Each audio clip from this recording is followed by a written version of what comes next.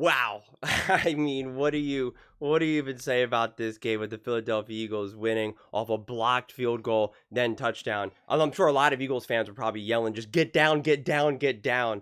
But I mean, that man right there deserves to smirk. He deserves to smile because he did not silence all the haters out there right now. He shut every single one of them up because all we hear is that Jalen Hurts can't throw. Jalen Hurts isn't good enough. They're hiding him. They're concerned about him. Oh, the Eagles, they can't play from behind. Jalen Hurts can't play from behind. He led them to that victory. Whether that field goal, and this is the thing, whether they made that field goal or not, Jalen Hurts proved that he could leave the field with the lead. Those first half issues weren't his fault. The Eagles dug themselves in a huge hole. Make no mistake about it, which I'm excited to talk about, especially tomorrow. But this video right here is going to be more about Jalen Hurts. And they're going to talk about Jalen Hurts tomorrow too. But I mean, Matthew Stafford, 19 for 33, 196 yards. Jalen Hurts, 21 for 32, 226 yards. 7 yards per attempt, 5.9 yards per attempt. 3 touchdowns, 2 touchdowns. 1 interception and an 82.4 passer rating, 0 interceptions and a 117.4 passer rating. Oh, and what does Jalen Hurts also do? 9 carries for 40 yards. He averaged 4.4 yards per carry because Saquon could not get going. And a touchdown. Man, unbelievable. And of course, in that broadcast, they're trying to start more tush-push controversy and all that nonsense. Guys, when you slow things down that slowly, every single time the offensive line is going to move slightly before the ball is snapped. It happens on every single play. The propaganda machine for the tush push it's mind-blowing at this point. It really is. It's actually sad. It's weak, it's pathetic. It's just sad. But I mean, seriously, this game had it all. I mean, multiple blocked field goals. I mean, Jalen Hurts throwing for touchdowns on 4th down, 3rd and 10 throw to AJ after the time. I mean, like, my notes for this game are just so all over the place because I was thinking that the Eagles were going to end up losing this game, as I'm sure a lot of people thought. And I'm just was going to say, like, great, we're going to have this narrative now where it's like, oh, the Eagles lost, but I feel better about them. Like, I could see Bruce saying that, or Nick being like, even though they lost this game, I think it was still showed you blah, blah, blah, blah, blah, blah, blah. And it's like the fact that they came away with this win now, I mean, the fact that they even just were able to take the lead in the 4th quarter was really all I needed to see. But the problem that I think that the Eagles have right now is they're putting their philosophy, the philosophy cart before the horse. I mean, I think that's what's happening right now, where their whole thing is, and Greg Olsen kind of talked about this, where it's just like they don't care about total yards, total passing yards. They just want to win the turnover battle and have a few big plays. And you rely on your defense. And it's smart when your defense is cooking, but you also need to be able to run the ball. The Eagles have not been able to run the ball. Saquon cannot get going. And so now that's their game plan, is to do that every single game, and it becomes so predictable. You know that they're running. You know that they're running. You know that they're running. You know Jalen Hurts is just making these short little passes because it works when it works, but when it doesn't, you need to be able to adjust. You need to be able to adapt. And then it's a shame that then he had the unblocked rusher that then caused the fumble for Hurts out of the second half, because we saw what their plan was to just now throw the ball, and it was very successful. I mean, in a lot of ways, this game shouldn't have been this close. It shouldn't have needed a blocked field goal, quite honestly. I mean, I think both teams played good. One of the things that I was going in after this, watching this game, I was thinking to myself, like, okay, you want to be able to see the Eagles make it close, but you want to be able to see them make it close because they're making it close, not because the Rams are messing things up. Not because the Rams are giving it to them. And that's not what happened. The Eagles took it. Make no mistake about it. Obviously, once you start having some blocked field goals and stuff like that, things can kind of get a little fluky. We do got to be consistent about that. You can't rely on 2 blocked field goals to win games, right? But the Eagles dug themselves in a hole, right? That was also self-inflicted as well. So this was just, chalk it up to, I mean, I'm making a Rams video as well, and it's just like, the game was crazy. I mean, like, there was just, if it wasn't for all the narratives around Jalen Hurts, I'd look at these two teams and just be like, yeah, man, that's just one of those tough Sunday games. Like, what are you going to do? Like it was just kind of crazy. But to me, what makes this game, specifically this game, a lot more interesting is because they keep trying to pretend like Jalen Hurts and this Philadelphia Eagles offense, like that they can't pass, that they can't throw, that they can't have these plays, that Jalen Hurts is incapable of doing it, that they're hiding him. And a game like this clearly just shows you that that's not true, that this is a philosophical thing for the Philadelphia Eagles, and that they need to show to be more flexible and more resilient to that. And they showed it here, but they dug themselves in a hole. And then I don't want to say luck, block field goals, but like some things needed to go in their way, and you don't want to rely on winning that way. Of course, throughout a whole season, you're going to have some of those moments, but you don't want to have to keep relying on those things. So still plenty to clean up for the Eagles here, but it just pokes holes in the whole, the Eagles really aren't as good as people believe they are. Jalen Hurts really isn't that good, blah, blah, blah, blah, blah, blah. Like, it's just, that's to me what the narrative of this specific game is, right? I'm less, at least in this moment right now, because again, I guess I'm looking at this so much through the Jalen Hurts lens because that's all the talk has been. That's all the talk has been. I've made a ton of Jalen Hurts videos rather than Philadelphia Eagles videos. And if you're going to get ripped for months, I mean, like, let's think about it. It's been months, even after the Super Bowl, still being criticized, still being never given the benefit of the doubt. And then now a huge game against the Los Angeles Rams, against an awesome defense. Jalen Hurts is cooking them. Many people believe that the Rams have a better defense than the Eagles, that the Rams have a better defense. And Jalen Hurts was just cooking. And it's not like he just relies on A.J. Brown and Devontae. He used them, which was great. 6 receptions for 109 yards. And a lot of people probably like, why don't the Eagles do this every time? Why does they not do it every time? And it's because, they typically don't. And they're used to being able to get the run game going. This is the biggest concern for the Eagles right here. And the Rams, they were able to run all the live long day. I mean, 20 carries for 94 yards and 8 carries for 53 yards. I mean, that is, credit to the Rams to be able to do that. A big, huge interception off Stafford with Bond. I mean, it's all these little things. But Puka Nacua is going to eat, right? Puka Nacua is always going to get his yards. They did a good job of shutting down Devontae.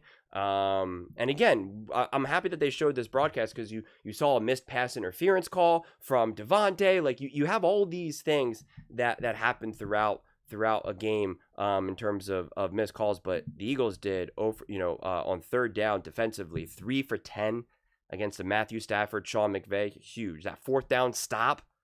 My goodness. And the Eagles 4 for 5 on fourth downs, and they were not all tush pushes, that's for sure. 5 for 14, right? I don't think they had a third down conversion until the second half, I think it was. But I mean, listen, they both had 11 drives. And who had the better passing attack? The Philadelphia Eagles. But who had the better quarterback? The Philadelphia Eagles. So, yeah, man. I'm happy for Jalen in this game. You don't want to have to see it come down to this, but I think the Rams are an awesome team. I think the Rams are a great team. Let's be very clear. But you even hear in the broadcast just the nonsense. Oh, the Rams think that they were going to win the Super Bowl. They were going to, if it wasn't only for this or that, then they would have beat the Eagles and they would have won the Super Bowl. And it's like, bro, you didn't even get out of the divisional round. Like you lost to the actual Philadelphia Eagles. The actual reigning Super Bowl champion. So it's like saying if we beat the Super Bowl champion, we would have won the Super Bowl. It's just like, I don't know. Again, I'm really high on the Rams. I think Stafford's awesome. Sean McVay, I think, is absolutely awesome. Puka Nacua is absolutely awesome. I think Puka Nacua is just an absolute monster. He's actually one of the most under-discussed top receivers in the NFL. And you could see the creativity. I know Eagles fans don't necessarily love Sean McVay, but they should because he's great. But you could see the creativity that Sean McVay brings to the run game, to the passing game, the way how they do get someone like Puka Nacua involved a lot. There's a lot to learn from a Sean McVay. So, if you're an Eagles fan, I wouldn't be so quick just to dismiss some of the positives that you can see from an opposing team. So that's a tough win. Like that's that's a tough win. And I'm still, these types of games, I'm still always on the fence of trying to figure out what they all mean. And I don't think they always mean the same thing, because again, you're going to have plenty of games where teams win in crazy ways. And this was a crazy way. And that's why, win or lose, I was like, there's a lot to like here. There's a lot to like here. Lane Johnson's going down. But even with the win, I'm also going to push back to like, well, it's just because the Eagles are better. They're great. They're this, they're that. It's like, no, you did need a little voodoo here and there to win this game. The score is technically 27-26. You want to be able to convert that 2-point conversion. You got to have another better play. I mean, I remember watching the Bills. Was it the Bills versus Dolphins? No, it was the Bills versus the Ravens, where Collinsworth is like, this is the most important play. This is the play. It was either for a touchdown or for 2-point conversion. And they were like, this is the play that the Bills will, we're about to see the Bills' best play that they have, because this is the play that they practice essentially every single practice. And, this is their gotta have it moment. And here we go. And it was just like, a one-on-one, like, Josh Allen, please make a perfect throw and try to get the touchdown. And in a lot of ways, that's what we saw with the Philadelphia Eagles in this, on that play. And you're just like, it's, you want to be able to see them come away with those gotta have it moments, because the way how I look at games like this and the lens that I look at this through, I'm like, well, the Eagles have a real chance to win the Super Bowl. The Rams have a real chance to win the Super Bowl, right? And I look at it where it's just like, you don't want to have to rely on a blocked field goal to win the divisional round, to win the wild card, to win the Super. That's not what you want to do. You want to be more in control. You want this game to come down to it where it's like, okay, if the Rams kick the field goal, make the field goal, it's a tie game, and now you're going to overtime, right? Like, but if you're talking about a field goal that was like, obviously a very makeable field goal to lose the game, if you're constantly putting yourself in that situation, you're not going to win on a regular basis if you're constantly putting yourself in that situation. So there's a difference between winning close games because you're in charge and you're putting the pressure on the other team, and there is a difference between, hey, we're winning some close games, but there was like a lot of good fortune came our way through the process. So again, I always like to unpack both the positive and the negative, but again, to me, this game was more about Jalen Hurts and this offense and what they're clearly capable of doing. And Kevin Patullo and Nick Sirianni, for that matter, they have to be smarter with how they go about their game plans. We see what they're trying to do, especially in the first half on those scripted plays. We see it. Conservative, run, tough defense. Like, that is the philosophy.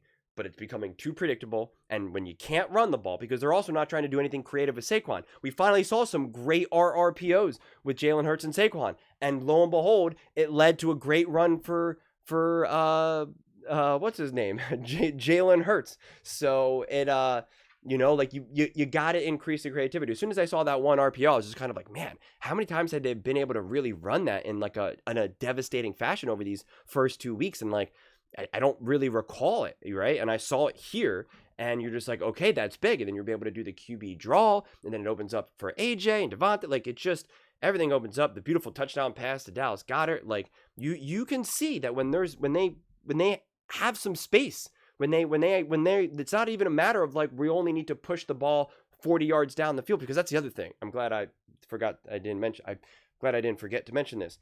Make no mistake about it. Like, some of these big plays, they weren't 30, 40, 50-yard passes, right? This wasn't like a Russell Wilson boom or bust, like, hey, we're either doing dink and dunk or we're like letting it rip, to the back of the end zone here. Like, it wasn't that. It was just like, we're just working the field outside the numbers, down the middle of the field. Like, it was just, we're working the whole field, and not just nothing but deep shots 101. Like, it's just, we're working the field, 10 yards, 15 yards, short intermediate throws, like layered throws. Like, it was a high quality, balanced passing offense in moments when everyone knew you needed to throw.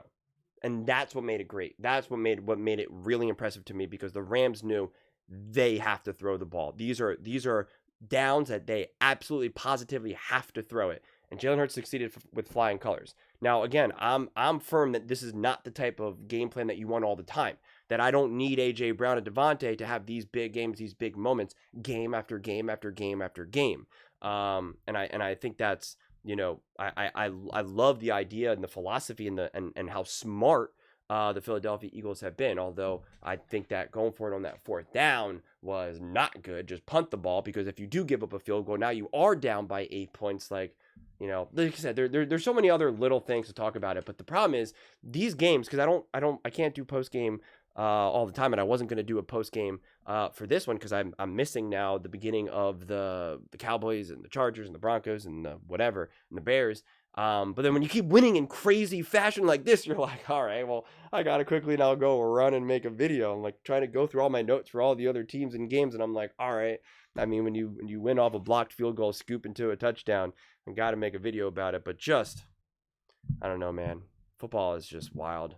But you want to be able to win in a little bit more controlling, convincing fashion if you're the Philadelphia Eagles. But I still think way more pros than cons for this game. But wild. I also saw Cleveland Browns won on a field goal. That's the thing. They won on a field goal. The Packers didn't get their blocked field goal. So, that's when if it comes down to a field goal attempt, whether it's a great team or a bad team, you want to make sure that field goal attempt just is to tie it, not to take the lead, and as the clock expires. Crazy stuff. Congrats, Jalen Hurts. You truly are number one. And the C on your chest, Super Bowl MVP. But those are just my thoughts. I'd absolutely love to hear yours. What do you guys all think about the Philadelphia Eagles? Jalen Hurts in that absolutely insane game. I mean, that's just, wow. Let me know in the comments below. I read every single comment. It's whether you agree with me or disagree with me. Either way, let's get in some discussions. Let's get in some fights. But ultimately, let's just have some fun. And please do consider subscribing. We are building an amazing community here, and I absolutely love to see you part of it. I want to build something that we all genuinely feel connected to. Something that we're really excited to be part of. I think we're well on our way to doing it. And please don't forget to give this video a thumbs up, as it really does help with the visibility and the algorithm. Thank you so much. See you next time.